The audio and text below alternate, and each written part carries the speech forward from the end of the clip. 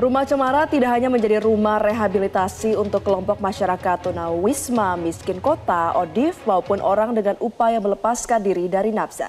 Rumah Cemara juga bagikan pahlawan sunyi karena banyaknya masyarakat Indonesia yang belum tahu prestasi sepak bola tim mereka di ajang Homeless World Cup.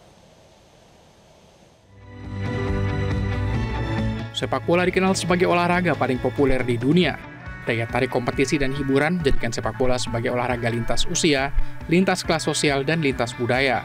Homeless World Cup atau Piala Dunia Tunawisma merupakan ajang sepak bola sosial dengan tim peserta dari berbagai negara yang juga digelar oleh FIFA sebagai federasi sepak bola dunia. Ajang tahunan ini membawa harapan untuk mengurangi stigma terhadap kelompok masyarakat yang rentan terhadap isu tunawisma, seperti kelompok miskin kota, orang dengan HIV, serta orang yang berjuang melepas ketergantungan dari nafsa. Keikutsertaan Indonesia dalam kompetisi tersebut dimulai sejak tahun 2011 melalui organisasi berbasis komunitas Rumah Cemara sebagai inisiator yang turut membangun dan mengembangkan Timnas Homeless Indonesia. Beragam prestasi sudah diraih oleh Timnas Homeless Indonesia, meskipun tanpa ingar-bingar, sorotan, dan kemewahan yang didapat.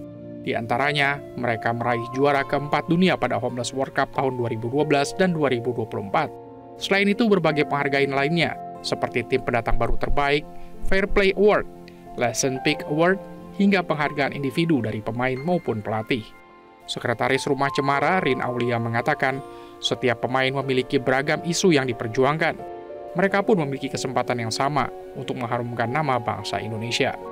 Orang dengan HIV, pengguna narkotika, minoritas gender, masyarakat adat, penyintas kekerasan, pengangguran, kita buka. Cuman ya memang komposisi yang seleksi bermacam-macam. Jadi yang terpilih sebenarnya waktu itu 8 besar ya, sekarang bekerja di 7 besar.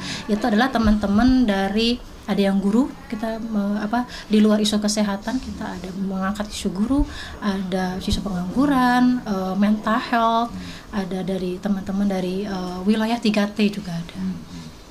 Itu dalam seleksinya sendiri ya, kategorinya atau kategorinya itu berdasarkan apa? Sebenarnya untuk kategori sendiri sebenarnya kan yang ikut seleksi itu kan pasti sudah punya isunya masing-masing gitu. Ada yang isunya apa. Ketika sudah seleksi kita tidak melihat itu. Kita melihat semangatnya, kita melihat bagaimana dia ingin merubah hidupnya, ingin memajukan hidupnya, itu yang kita nilai. Jadi kalau misalnya ada yang bilang ini dilihat dari isu kesehatannya, tentu tidak, karena semua teman-teman yang ikut seleksi itu sudah punya sesuai dengan latar belakang yang kita buka. Jadi pas begitu seleksi semua kita anggap sama, yang membedakannya ada dari segi kesiapannya mereka, semangatnya mereka. Dan pada tahun ini, 7 anak muda akan mewakili Indonesia dalam ajang Homeless World Cup 2025 di Oslo, Norwegia pada tanggal 23 hingga 30 Agustus 2025 yang diikuti sekitar 50 negara. Berbagai persiapan pun sudah dilakukan, mulai dari latihan fisik, teknis, dan taktik dengan melakukan serangkaian uji coba pertandingan. Pelatih kepala Pinsa Prahadian yang juga pernah merasakan menjadi pemain Timnas Homeless Indonesia menceritakan pengalamannya membawa nama Indonesia di kancah internasional. Kalau bagi saya sih itu adalah pengalaman yang tak terbayarkan lah ya, maksudnya itu luar biasa sangat, apalagi dengan apa yang telah kita lakukan, terus Indonesia mengasih kita kesempatan buat membela bangsa Indonesia dengan apa yang kita sukai, sepak bola gitu. Ya luar biasa sekali. Kadang naik turun juga, kita di sana jadi kayak ngerasa pemain timnas gitu, orang yang bukan siapa-siapa, kita jadi ngerasa jadi pemain timnas. Ya takutnya saya pernah juga merasakan seperti itu, takutnya terkecoh dengan ucapan-ucapan orang kayak kamu bagus ya mainnya atau gimana, tersanjung juga, bisa jadi kepleset juga karena di sana jadi sebuah kebanggaan juga diomongin sama orang, good game, good player, kayak gitu-gitu. Bahaya juga buat kita gitu. Yang saya rasa semua pemain pasti merasakan kebanggaan yang paling berharga lah di hidupnya gitu. Sementara Kapten Tim Alfi Falhi Ramadan yang berprofesi sebagai guru ekstrakurikuler yang menambah kekosongan guru di salah satu sekolah mengatakan tidak akan menyanyiakan kesempatan untuk turut mengabdi kepada bangsa selain melalui pendidikan juga melalui sepak bola. Alfi mengatakan jika melihat dari pendapatannya, memungkinkan dirinya rentan dan rawan masuk dalam kategori homeless. Kebetulan saya guru PJOK di salah satu sekolah dasar swasta di Kabupaten Bandung.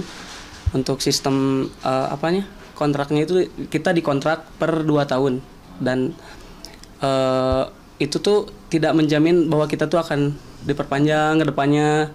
Mungkin secara jenjang karir juga memang hampir nggak jelas. Betul. Kebetulan per tahun ajaran ini juga kontrak saya selesai. Bagaikan pahlawan sunyi, Timnas Indonesia di ajang Homeless World Cup memang kurang mendapat perhatian dari pemerintah maupun masyarakat luas. Tak banyak yang mereka harapkan, hanya perubahan pandangan masyarakat yang seringkali negatif atas upaya mereka untuk keluar dari permasalahan hidup, agar mereka tak lagi menjadi pahlawan sunyi. Jelajahi cara baru mendapatkan informasi. Download Metro TV Extend sekarang.